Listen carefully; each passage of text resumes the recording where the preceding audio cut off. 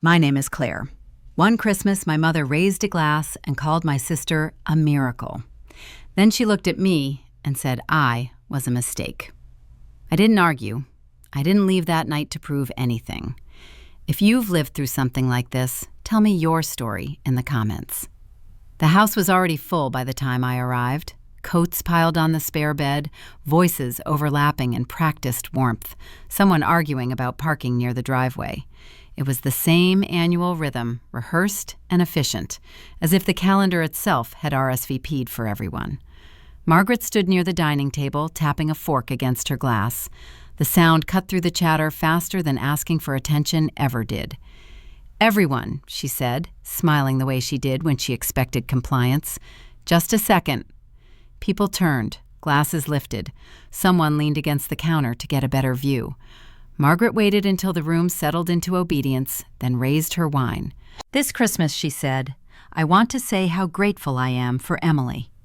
Emily froze, then laughed softly, already knowing the role she was meant to play. "My Christmas miracle," Margaret continued. "After everything I went through, the appointments, the sacrifices, the years I put my life on hold." A few heads nodded. Someone murmured, "Amen," half joking, half serious. Glasses clinked. Emily reached for Margaret's arm, the gesture modest and well-timed. Margaret let the moment land before turning her head. Her eyes found me without searching. "And you," she said, voice unchanged, "you were a mistake, an accident I had to deal with." No pause followed, no recalibration, just a sentence delivered with the same weight as the last one. The room stalled. A cousin near the fireplace cleared his throat. "Well," he said, forcing a chuckle, "guess that's one way to keep it honest." Laughter followed, uneven and brief. Someone reached for the cheese platter like it needed rescuing. Another guest lifted a glass toward me without quite making eye contact. My face moved before anything else did. A smile showed up on cue, the kind that doesn't require permission. A polite tilt of the head. The glass in my hand met the rim of the one beside me. "Cheers," someone said, too quickly. Wine slipped over my fingers as my grip tightened. Red pooled against my knuckles, then dripped onto the floor. A paper towel appeared from nowhere. A woman I barely knew pressed it into my hand, as if this were the emergency worth addressing. Margaret had already turned back to Emily. "You know," she went on, "people forget how much a mother carries." Emily nodded, eyes lowered, playing her part perfectly. The towel soaked through. I set the glass down before it could shatter and reached for my coat from the back of the chair. No announcement followed, no request for permission. The zipper caught halfway up, then gave in. "Leaving already?" someone asked, not waiting for an answer. The front door opened. Cold air rushed in, efficient and unsentimental. Behind me, Margaret's voice kept moving, filling the space I left without effort. "And that's why family matters," she said. The door closed. My phone started working before I did. Messages stacked up while the car warmed in the driveway. By the time traffic thinned, the screen looked busy enough to suggest concern. An aunt wrote first, "Checking in, families say things they don't mean." A cousin followed with a longer note about forgiveness, typed carefully as if tone could be managed by spacing. Someone else sent a link to an article about communication styles. None of it asked what had been said. All of it assumed repair was my assignment. Margaret waited until morning. "You embarrassed me," her message read, "in front of everyone." No punctuation, no greeting. The accusation arrived trimmed of context, efficient. I set the phone down and watched it light up again. Emily didn't text. A heart appeared in the family group chat, attached to a photo someone had taken of the dessert table. The heart stayed there, pulsing under frosting and paper plates, like an answer that refused to use words. Work responded faster than family. I sent a short request to HR asking for a few days off. No explanation offered. The reply came back in under a minute. "Your request has been approved. Please take care." The signature included a smiley face, blue and earnest. It felt generous in the way automated kindness often does. The house stood unlocked when I returned for my things. No cars in the driveway, no notes left behind. I moved through rooms collecting items that fit into 2 bags: clothes, a laptop, a framed photo from a conference years ago. The rest stayed where it was. Ownership had always been informal here. A magnet fell from the refrigerator when the door closed. It said, "Family First," in block letters. I left it on the floor. At the center where I'd volunteered on and off, Marisol Vega stood behind the front desk sorting mail. She looked up, recognized me, and slid a clipboard aside. "You're early," she said. "Didn't sleep much." "That happens." No questions followed. She nodded toward the back room and waited until I spoke again. "I might need to stay busy for a bit." Marisol gestured to a chair. "Do you have somewhere to land tonight?" The question held no curiosity, only logistics. I shook my head once. "Okay," she said, "we can figure that out." A volunteer passed by with a stack of donated coats. He glanced at me, then at Marisol, then kept walking. The glance carried more information than any of the messages from home. At a cafe near the center, 2 women from my mother's church recognized me immediately. One leaned in with practiced sympathy. "Rough holiday?" she asked. "Something like that."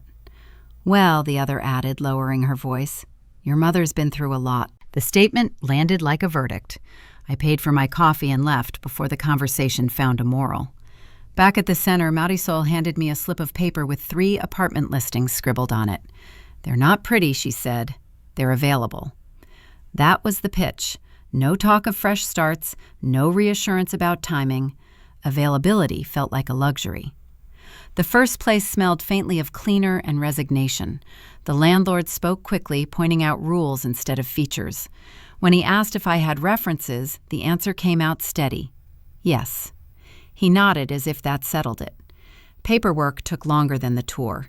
Each page asked the same question in different ways: name, income, emergency contact. I left the last one blank longer than necessary. Outside, my phone buzzed again. Another message from Margaret. "We need to talk." Marisol glanced at the screen without reading it. "You don't," she said, not unkindly. A pause followed, filled by the sound of someone unlocking a neighboring door. "Sign here," the landlord said, tapping the line with his pen. The ink bled slightly as my name went down. It looked permanent enough. He tore off a copy and slid it across the counter. "Welcome," he said. "Rent's due on the 1st." On the walk back, a notification popped up from the family group chat. Someone had posted a reminder about leftovers. Emily added a thumbs up this time. The app helpfully told me I'd been mentioned. At the center, Marisol stacked a box of donated toys near the wall. "You can crash on my couch for a night," she said. "Keys are ready tomorrow." "Thanks." She nodded once and went back to work. The job settled into a pattern that didn't ask questions. Forms arrived, forms left. People needed signatures more than sympathy, and that suited me. Marisol ran the place with a clipboard and a calendar, not speeches. When something broke, she fixed it. When it couldn't be fixed, it got documented. "You're good at this," she said one afternoon, sliding a folder across the table. "You don't flinch." A compliment, maybe, or a description. December crept up without ceremony. Flyers appeared at the center about coat drives and toy collections. At the grocery store, a woman from my mother's church stopped me near the canned goods. "Your mom's been busy," she said, nodding like we shared a secret. "So inspiring." "Inspiring how?" She smiled. "You know, turning pain into purpose." The explanation didn't arrive. Her cart rolled away. 2 days later, a photo showed up in my email. Margaret stood at the front of the church hall, a banner behind her with my name printed larger than the logo. Christmas Outreach for Forgotten Children. My story summarized in 4 bullet points. The version where she carried everything and I arrived as evidence of resilience. Marisol read the email over my shoulder and didn't comment right away. She forwarded it to the center's attorney with a short note, FYI. The reply came before lunch. "This is a problem," the attorney wrote. "Name and likeness, unauthorized use. We should talk." At the cafe across the street, people recognized me more often. Not by face, by association. "Your mother raised a strong woman," a man said while waiting for his order. "You should be grateful." The word landed flat. Gratitude deployed as instruction. Margaret sent her email that night. 3 pages, no attachments. It began with "Dear Claire" and ended with "Love, Mom," the punctuation arranged like a peace offering. "I never meant to hurt you," she wrote. "Everything I've done has been for this family. You know how much I sacrificed. I needed people to understand." Needing framed as permission. The message waited. So did the read receipt. Nothing went back. Instead, a meeting happened with the attorney. She spoke in bullet points and deadlines. "You have options," she said. "You can ask her to stop. You can issue a formal notice. Or you can do nothing and accept that this version will circulate." What does doing nothing cost? She didn't hesitate. Control. A form slid across the table. Authorization for representation. Protection of personal narrative. The language sounded dramatic until it didn't. Signature added, date filled in, a copy uploaded to a portal that thanked me for my submission. At the center, Marisol posted a sign-up sheet for holiday volunteers. Names filled quickly. A donor asked if we planned to expand. "Maybe," Marisol said, "if we do it right." The idea arrived sideways. A small fund, seasonal, transparent. No speeches, no banners with anyone's face on them. "We don't have the money," someone said. "We have the work," Marisol replied. The board asked for a proposal, a name, a point of contact. My hand went up before the room finished breathing. "Claire can co-found," Marisol said, "if she wants." A nod traveled the table. Someone typed notes. Someone else asked about liability. "Yes," I said. The word felt operational. Paperwork multiplied. Bank forms, registration documents, a mission statement cut down to 3 sentences. The system emailed confirmations with cheerful timestamps. "Your filing has been received. Processing time may vary." One message ended with a seasonal greeting and a cartoon snowflake. The contrast felt earned. Another email arrived from Margaret, shorter this time. "People are asking questions."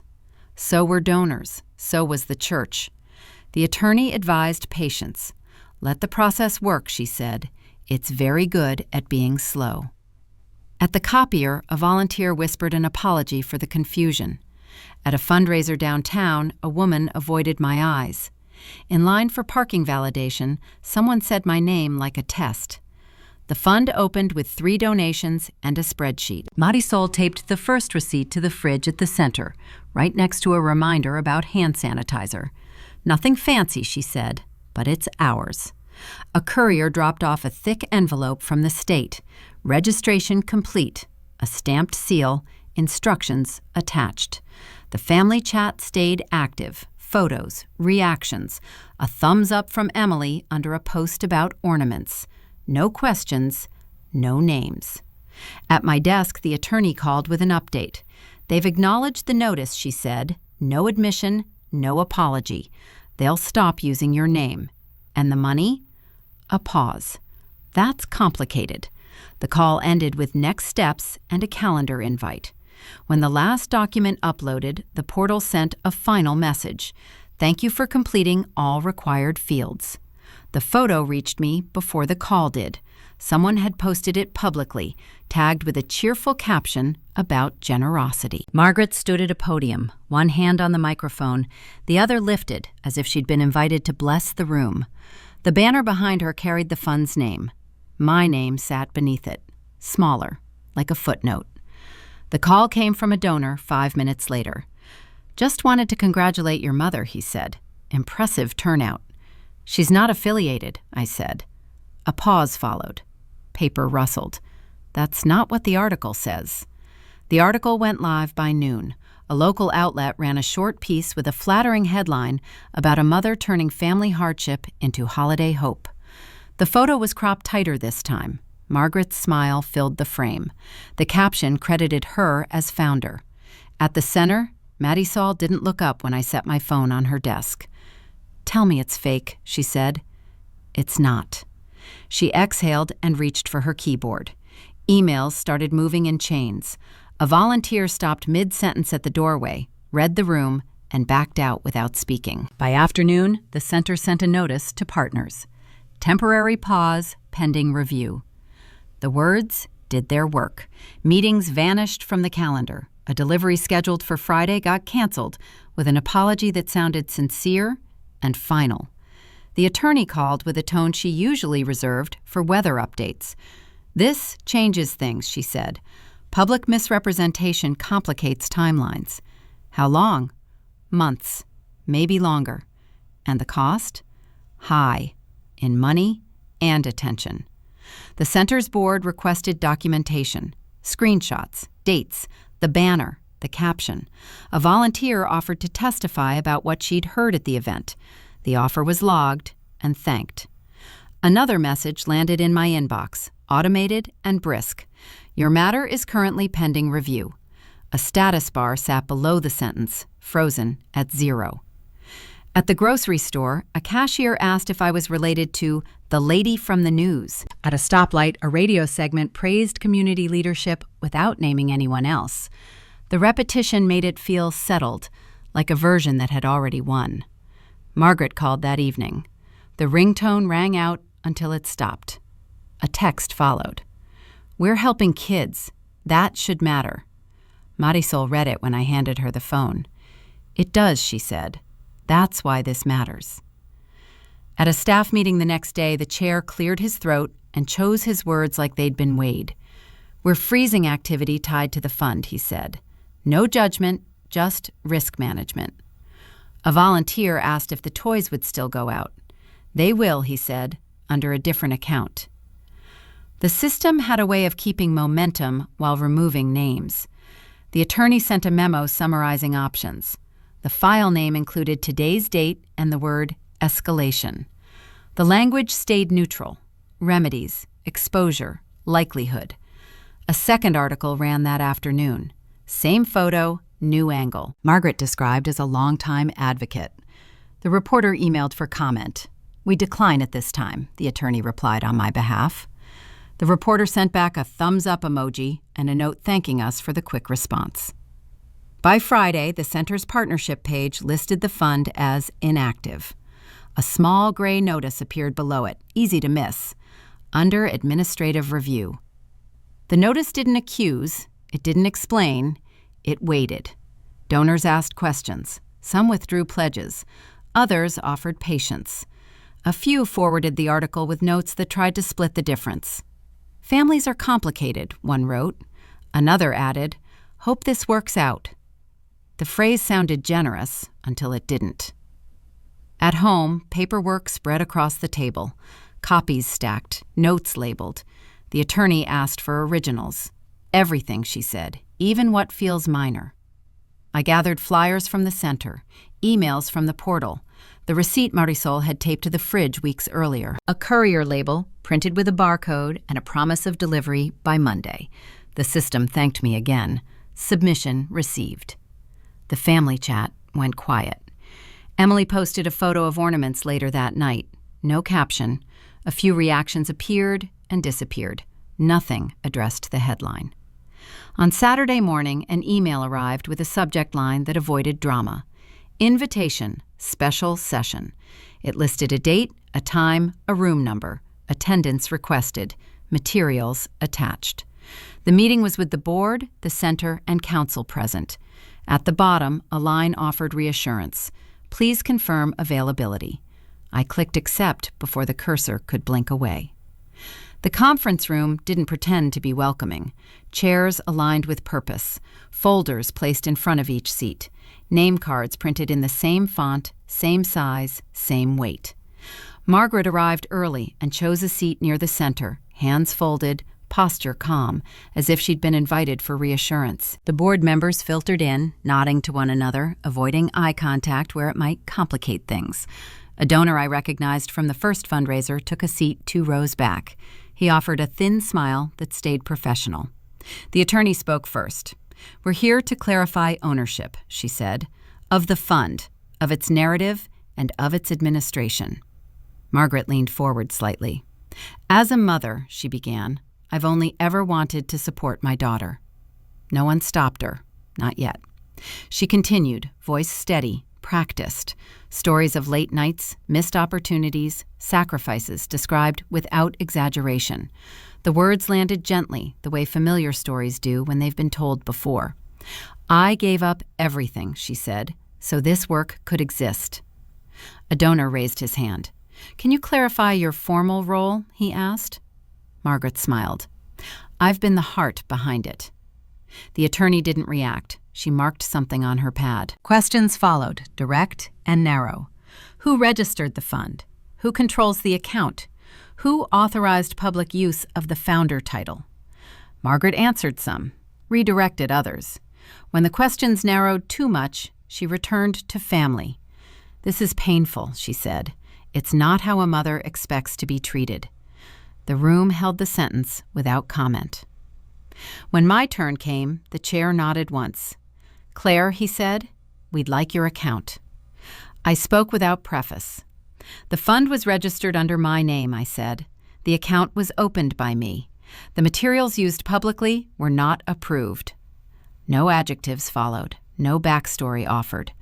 A board member asked, why didn't you object sooner? The answer came out evenly. I assumed boundaries were understood. Margaret turned toward me then, eyes searching my face for something that might soften the room. I was protecting you, she said. The chair interrupted gently. We're not discussing intent. We're reviewing actions. Margaret's hands tightened together. A donor shifted in his seat. So the story we funded, he said, was incomplete. The attorney answered for me. It was misattributed. Silence followed. Not heavy, administrative. Someone from compliance spoke next, outlining risk, reputational exposure, potential clawbacks. The language stripped everything personal from the situation.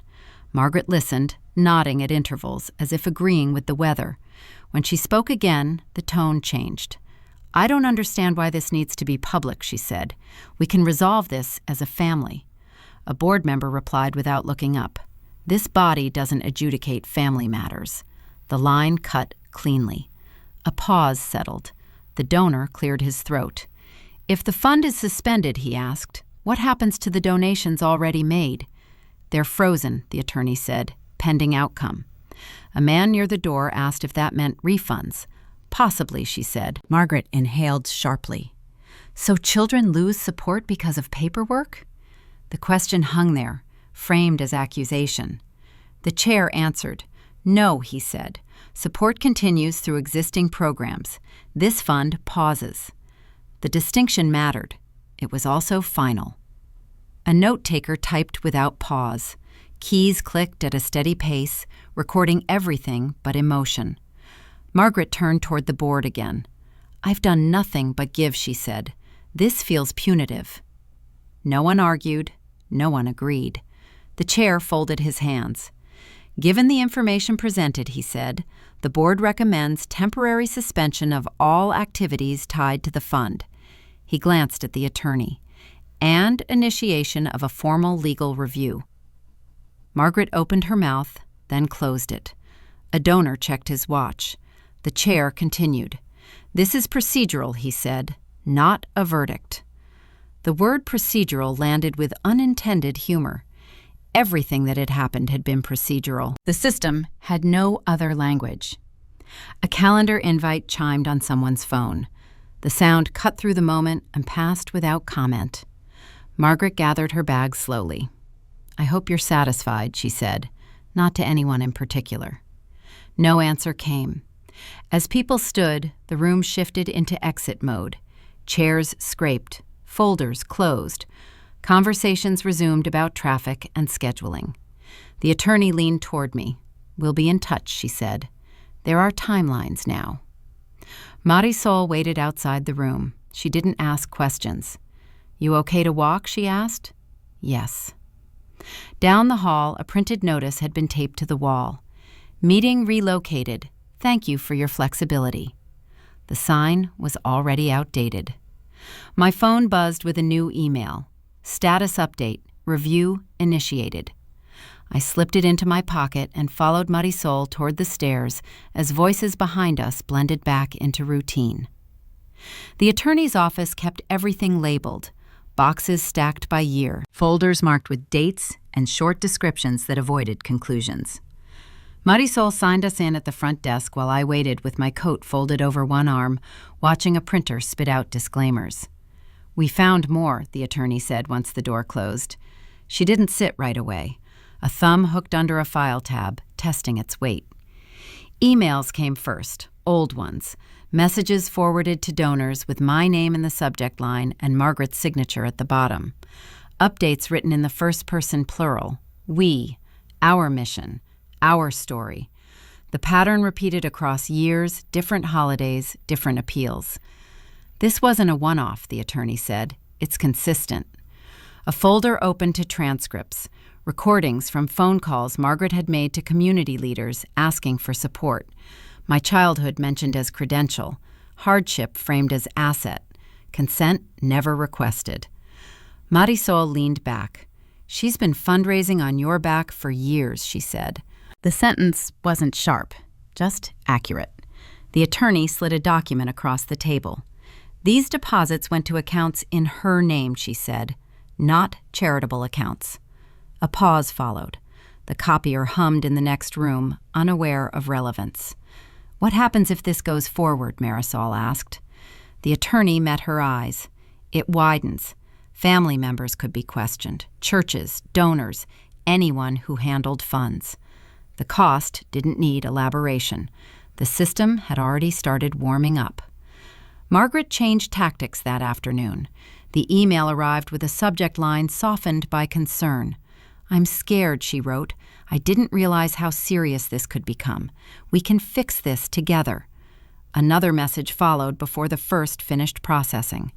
"I did this for us." The attorney read both and nodded. "This is the pivot," she said, "from authority to vulnerability." The messages kept coming. Apologies without specifics, memories offered as collateral, a request to talk as mother and daughter, timed carefully after office hours. The attorney outlined options. "We can submit a partial record," she said, "limit exposure, or we can submit everything." "And the risk?" Marisol asked. "Higher," she said, "but it removes ambiguity." Silence filled the room, interrupted only by a calendar alert reminding someone about a dental appointment. "Submit all of it," I said. The attorney didn't argue. She nodded once and began organizing files into a new pile. Understood. The upload took longer than expected. A progress bar crept forward in increments that felt personal. Each document prompted a confirmation. File received. Attachment accepted. A final screen appeared. "Thank you for your complete submission." The phrasing suggested cooperation rather than consequence. Margaret called again. The ringtone buzzed across the table until the attorney flipped the phone face down. "She'll escalate emotionally," she said. "That's common." Another email arrived moments later. "I can explain," Margaret wrote. "People won't understand without context." The attorney forwarded it to a secure folder labeled Communications. At the center, the board shifted posture. Questions that had circled before now aimed directly at process. Requests for additional documentation came with deadlines.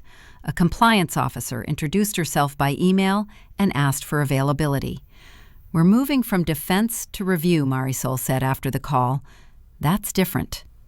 The difference showed up in tone. Messages shortened, language tightened. Where the board had once offered reassurance, it now asked for records. A donor requested a call. Another withdrew support pending outcome. The center updated its website, replacing the funds page with a statement approved by council. "Activities suspended pending investigation." No adjectives, no timeline. Margaret's final message arrived late that night. "I never thought you'd do this to me." The sentence stood alone. No punctuation softened it. No request followed. The attorney replied on my behalf, copying the board and compliance. All communications should be directed through counsel. A reply from the system came seconds later, automated and calm. Your message has been delivered. The media noticed the shift. An email from a reporter arrived the next morning, polite and persistent. "We'd appreciate your perspective," it read. "On the record." The attorney flagged it. "This raises stakes," she said. "Exposure cuts both ways." Marisol glanced at the clock. "You still want coffee?" she asked. "Yes." At the cafe, a barista recognized my name from the article and hesitated before handing over the cup. "Good luck," she said, as if addressing weather. Back at the office, the attorney forwarded another message. "Interview request," she said. "They're asking today."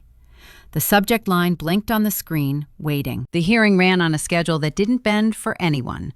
Time slots assigned, speakers listed, rules circulated in advance. I didn't attend. The attorney did, armed with binders and a calm voice that treated facts like inventory. A text arrived from Marisol halfway through. "They've started with finances." No follow-up emoji, no reassurance. The attorney had advised against public appearances.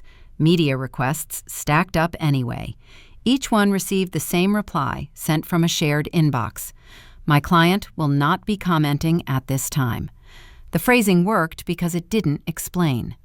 Margaret arrived at the hearing prepared to narrate. She brought folders of her own, color-coded and thick with sentiment. The board chair stopped her before she began. "We'll need documentation," he said, "not statements." She adjusted her glasses and nodded. "Of course." Questions followed in sequence, stripped of emotion. "Please explain the origin of funds deposited on December 14th. Which account was used for collection? Who authorized disbursements?" Margaret answered it first with stories.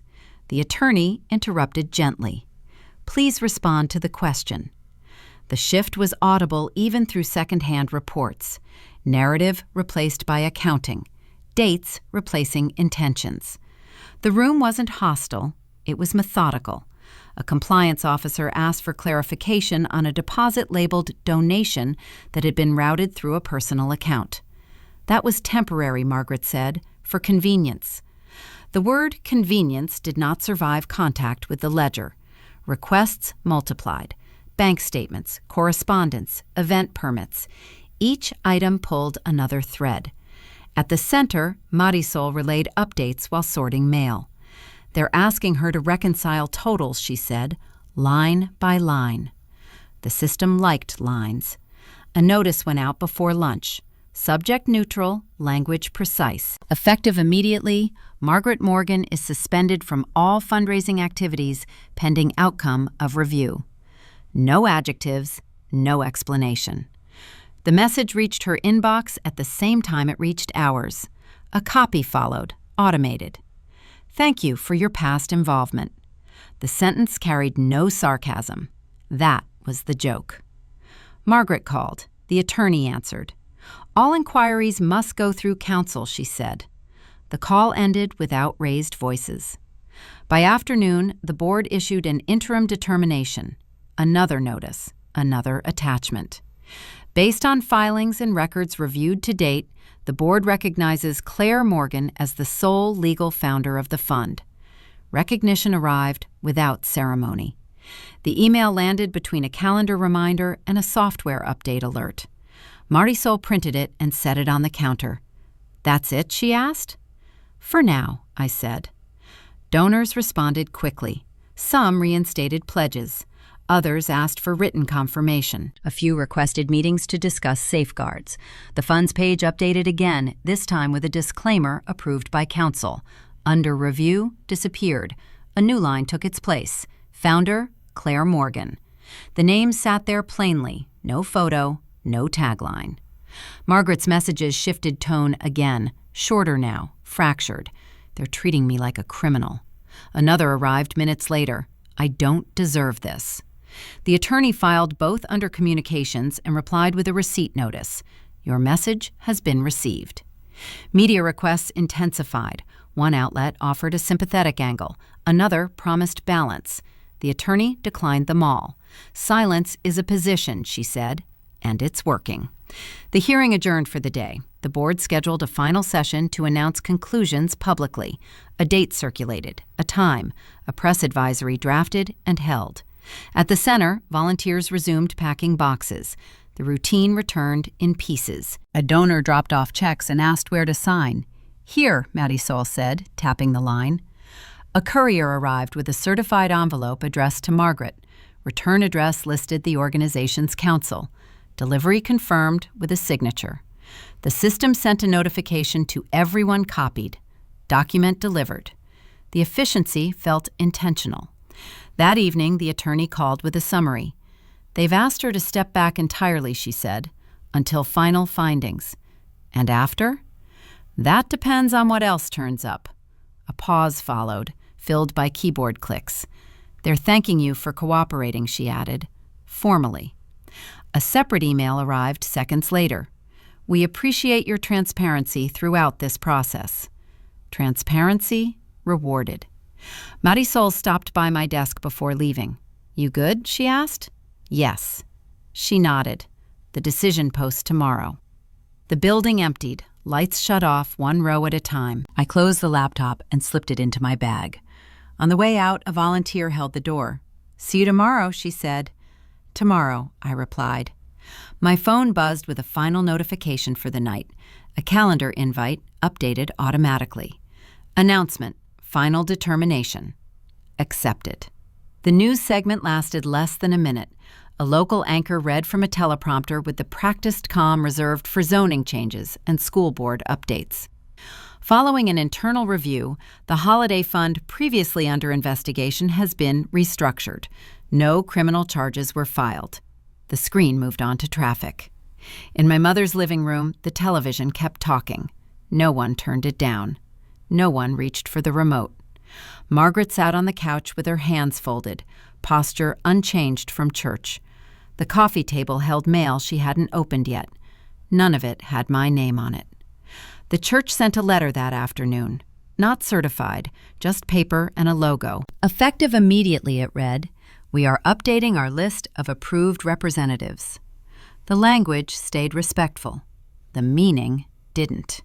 Her phone buzzed, then stopped. The group chats went dormant. Invitations dried up without announcement. People who used to ask for guidance discovered new contacts. No one argued with her version. No one defended it either. At the center, work resumed without ceremony. Boxes arrived. Volunteers signed in. Donors asked where to place checks. The fund stayed small, as planned. No banners, no testimonials. Just a spreadsheet that balanced and a calendar that filled. Marisol walked past my desk with a stack of folders. "Board call in 10, she said. The call covered logistics, deadlines, safeguards. Someone asked if we wanted to expand. "Not yet," Marisol said. No one pushed. A single email arrived from my mother's address, sent through her attorney. "Please direct all communications to council." The line sat there, sterile and final. I filed it and moved on. Emily tried once through a forwarded message that asked how I was doing. The reply stayed short. "I'm well." The conversation ended there. No escalation, no repair attempt. At a community meeting downtown, a man introduced himself and shook my hand. "You're Claire Morgan," he said, "founder." The word landed without weight. It fit. During a budget review, a board member mispronounced my last name and corrected himself without prompting. Someone else took notes. A volunteer asked where to drop off coats. The routine kept moving. Near the end of the day, the system sent an update. Records have been updated successfully. No exclamation point, no follow-up. I forwarded it to Marisol. "Good," she replied. "That saves us time." The fund closed the year with enough to cover what it promised. Nothing more, nothing flashy. Kids received coats and books without knowing who authorized the transfer. That felt appropriate. Margaret's name stopped appearing anywhere that mattered. Not blacklisted, just absent. The kind of absence that doesn't announce itself. At a final meeting before the holidays, the chair reviewed the agenda and nodded toward me. "Claire," he said, "anything to add?" "No," I said. The meeting adjourned. Chairs slid back. People checked phones. Someone mentioned parking. In the hallway, a volunteer held the door open. "Thanks," she said. "For what?" "For sticking with it." The phrasing suggested endurance, not heroics. I nodded and kept walking. Outside, the day carried on without ceremony. No one stopped me. No one asked for a statement. My phone buzzed once more. Another automated message. "Your session has ended." I slipped it into my pocket and headed toward the exit. Name badge still clipped, steps measured, schedule intact.